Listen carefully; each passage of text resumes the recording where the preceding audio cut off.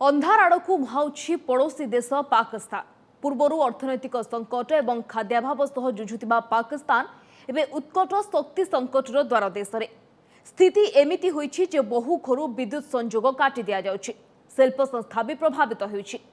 इमरान खान को हटाई प्रधानमंत्री गादी रे बसिथिबा नुआ पीएम शहबाज शरीफ को पाई एही समस्यार समाधान बड़ चैलेंज भाव उभा होइछि।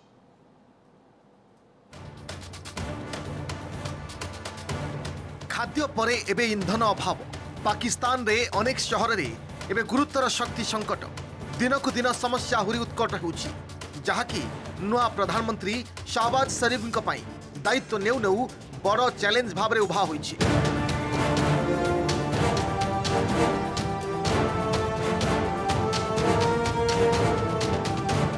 शक्ति संकट स्थिति एते गुरुतर जे घर को विद्युत संजोग काटी दिया जाउछि। विभिन्न शिल्प संस्था गुड़िकर अवस्था मध्य अत्यंत दयनीय हो पड़ी। नुआ सरकार सेगुड़ी इंधन जोगाइबा पई असमर्थ होइछंती। पाक सरकार को घन घन बैठक सत्वे मिलुनी समाधान रास्ता।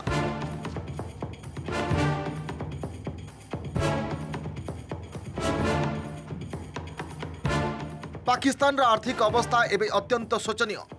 एभली परिस्थिति रे अंतर्जातीय बजार कोयला एवं प्राकृतिक गैस किनिबा तांको पई काठिकर पाठ होई पड़िछि।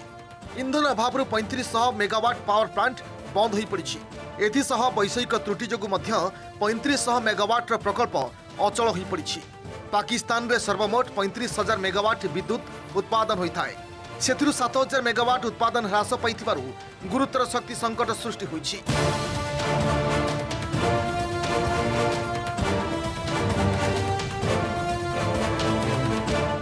यूक्रेन उपरे रूस आक्रमण परठारु पाकिस्तान पई समस्या आहुरी बढ़ी। बारंबार इंधन दर वृद्धि पाकिस्तान प्रशासन मुंडबिंधा बढ़ाई देछि। पाकिस्तान इंधन खर्च प्राय 2 गुण वृद्धि पाई $15 बिलियन रे पहुंची। सेबडे विश्व बाजार रे इंधन अहेतुक दर वृद्धि जोगु पाकिस्तान सरकार पक्षरु विभिन्न राष्ट्र सह होइतिबा इंधन जोगाण चुक्ति को बातिल कर दिया जाइछि। यूक्रेन रूस युद्ध परिस्थिति लागि रहिथिबारु निकट भविष्य में इंधन समस्यार समाधान हेबार आशा क्षीण। एभली परिस्थिति रे शक्ति संकटर समाधान पाई पाकिस्तान नुआ प्रधानमंत्री शहबाज शरीफ की निष्पत्ति नेउछंती ता उपरे समस्तंकर नजर रहिछि।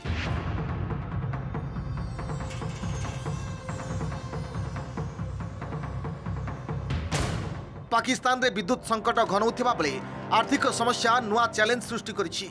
गत किछि दिन धरी पाकिस्तान रे विभिन्न अत्यावश्यक सामग्री दर हु हु होई वृद्धि पाउछि। एथिजोगु लोकंक मध्यरे अशांति देखा दैछि।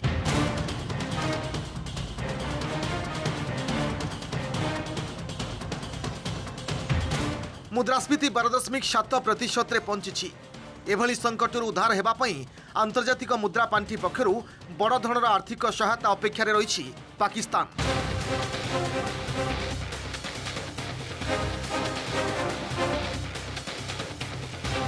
पाकिस्तान हेउछि विश्वर 5म जनबहुल राष्ट्र। एते जनसंख्या विशिष्ट लोकमानंकु नित्य व्यवहार्य सामग्री जोगाइबा पाक प्रधानमंत्री पई एक बड़ समस्या भाव रे उभा होइछि। सेबडे भारतर पड़ोशी द्वीपराष्ट्र श्रीलंका रे आर्थिक संकट सुधरिबार ना धरुनी। काहीकि भूसुड़िछि श्रीलंकार अर्थनीति, काहीकि देखा देइछि एभली गुरुतर आर्थिक संकट। देशर अर्थव्यवस्था देवालिया हेबा पछरे प्रथम थर पाई निजर दोष थिबा मानिछंती श्रीलंका सरकार। भूल निष्पत्ति जोगु एभली परिणाम सृष्टि होइछि बोली खोलाखोली स्वीकार करिछंती राष्ट्रपति गोटबाया राजपक्षा। खूब शीघ्र एहाकु सुधारिबा पई बड़ पदक्षेप नियाजिबा बोली से घोषणा करिछंती। गत 30 मास हेला कोविड जोगु अनेक समस्या सृष्टि होइतिला। आ एबे आम पक्षरु किछि भूल निष्पत्ति निया जाइछि। एथि जोगु लोकंक समस्या वृद्धि पाइछि। एहाकु संशोधन करी लोकमानंकर आस्था भाजन हेबाकु पड़िबो। संकट स्थिति सृष्टि हेबा पूर्वरु अंतर्जातिक मुद्रा पांठीर सहायता निया जाइथिले एभली स्थिति उपजि न थांता बोली गोटबाया कहिसंती। केवल राष्ट्रपति गोटाबाया एवं प्रधानमंत्री महिंदा राजपक्षांकु छाड़ी श्रीलंका कैबिनेट्रु सबु मंत्री किछि दिन तळे समूह इस्तीफा दैथिले।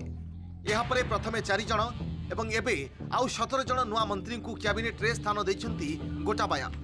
It is the failure to carry on the basic principles agreed to by the country, the market economy, and dropping the IMF program, which has led to this crisis. Some of the government members are tipped to sit with the opposition. It's dueling every hour, so let's see how it is, because a lot of members have refused to serve in the cabinet.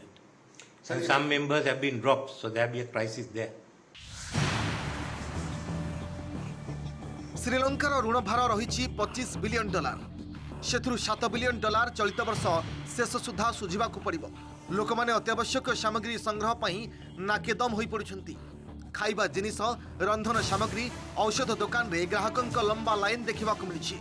एभली संकट स्थिति रे राजपक्षा सरकार विरोध में तेजी थिबा उग्र जनसंतोष प्रशमित हेबार ना धरुनी। गतकाली हजार हजार विक्षोभकारी राष्ट्रपति ऑफिस सम्मुख में घंटा घंटा बसी रही।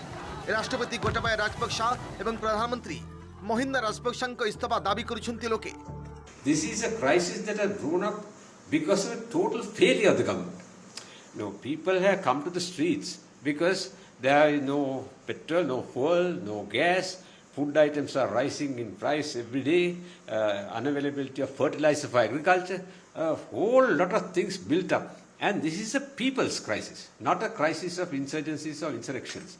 So we have never witnessed a situation like this. And I think the government has wholly failed in providing a solution. That's the problem to begin with. So people have taken to the streets. श्रीलंकार एभली संकट समय त्राणकर्ता साजिछि भारत।